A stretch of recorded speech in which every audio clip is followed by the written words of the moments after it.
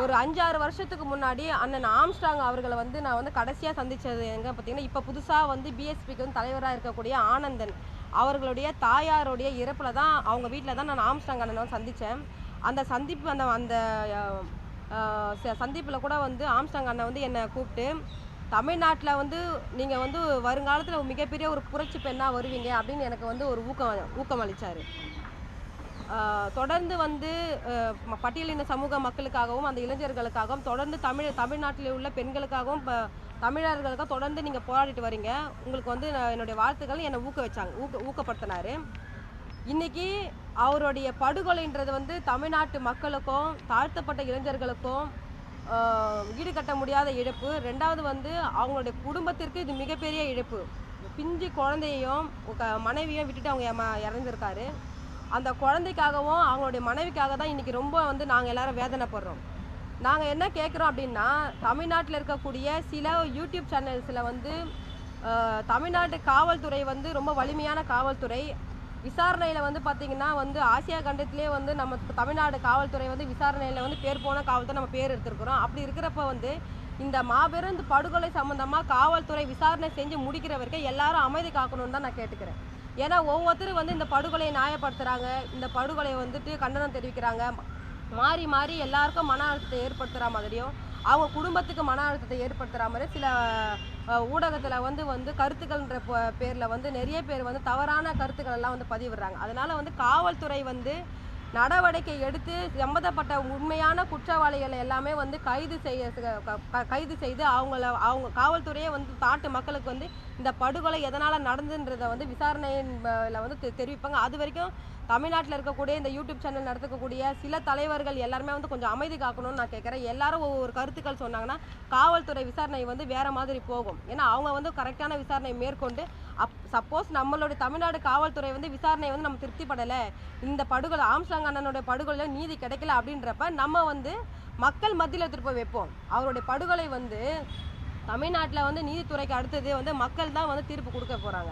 அதனால் அவரோட படுகொலை சம்மந்தமாக நாட்டு மக்களே வந்து அதுக்கான பதிலை வந்து கொடுப்பாங்க. அது வரைக்கும் எல்லாரும் அமைதி காக்கணும்னு நான் கேட்டுக்கிறேன். இன்றைக்கி வந்து நான் ஒரு புகார் வந்து கொடுத்துருக்குறேன். என்ன புகார் அப்படின்னு கேட்டிங்கன்னா, தமிழ்நாட்டில் ஒரு சில தலைவர்களுடைய பாதுகாப்பு கருதி அவங்களுடைய பேரை நான் சொல்ல விரும்பலை. அது புகாராக நம்ம வந்து கொடுத்துருக்கோம். அதோடைய காப்பி எல்லா ஊடகத்துக்கும் தரேன். நான்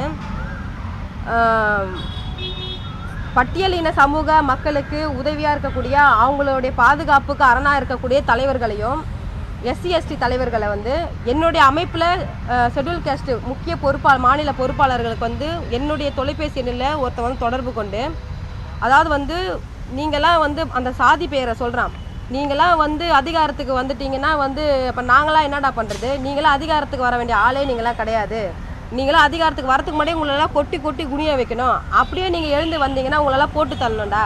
ஆம்ஸ்ட்ராங் அண்ணனை வந்து அவரை வந்து நான் அண்ணன் சொல்கிறேன், அவன் சொல்கிறான் ஆம்ஸ்ட்ராங் வந்து எப்படி நரம்பெல்லாம் அறுத்து படுகொலை செஞ்சு ரோட்டில் வீசி எரிஞ்சிட்டு போனோமோ அது போல் உங்களெல்லாம் வீசி எரிஞ்சிட்டு போயிடுவோண்டா அப்படின்னு ஒருத்தன் வந்து ஒரு 2 நாளைக்கு முன்னாடி என்னுடைய ஃபோனில் வந்து பேசினா அதை வந்து எங்கள் கட்சி பொறுப்பாளர் வந்து ரெக்கார்ட் பண்ணியிருக்கிறாங்க. ஒரு காவல்துறையில் வந்து இது போல் வந்து தமிழ்நாட்டில் இருக்கக்கூடிய ஷெட்யூல் காஸ்ட் தலைவர்களுக்கு வந்து பாதுகாப்பு இல்லைன்னு தொடர்ந்து எல்லாரும் வலியுறுத்திட்டு இருக்காங்க. அப்படி இருக்கிற சூழ்நிலை தமிழக காவல்துறை, தமிழ்நாட்டில் காவல்துறையில் இருக்கக்கூடிய உளவு பிரிவு எல்லாருமே வந்து எல்லாரோட தலைவர்களுடைய ஃபோனை வந்து எல்லாரும் பேசுறது மட்டும்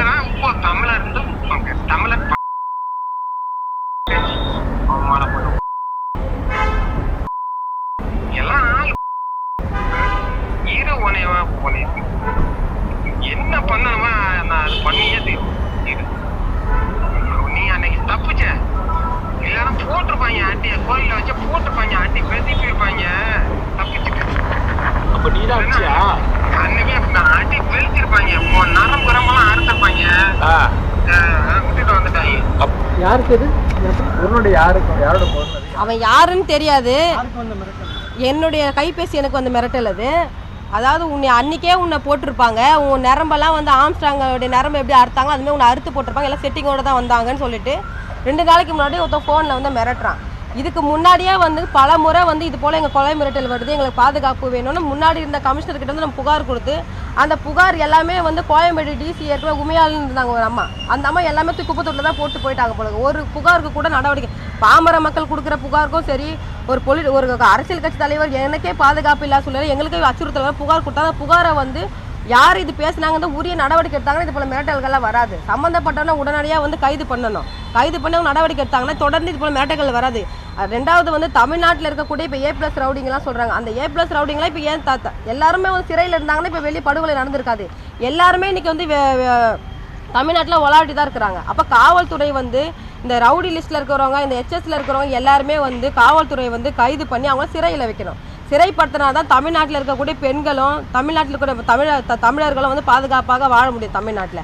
அதனால் காவல்துறையை பொறுத்த வரைக்கும், காவல்துறை விசாரணை மேற்கொள்கிற வரைக்கும் தமிழ்நாட்டில் இருக்கக்கூடிய சிலர் வந்து இந்த ஆம்ஸ்ட்ராங் அண்ணன் கொலை வழக்கில் வந்து அமைதியாக இருக்கணும்னு நான் கேட்டுக்கிறேன். செய்திகளை உடனுக்குடன் தெரிந்து கொள்ள உடனே சப்ஸ்கிரைப் பண்ணுங்க.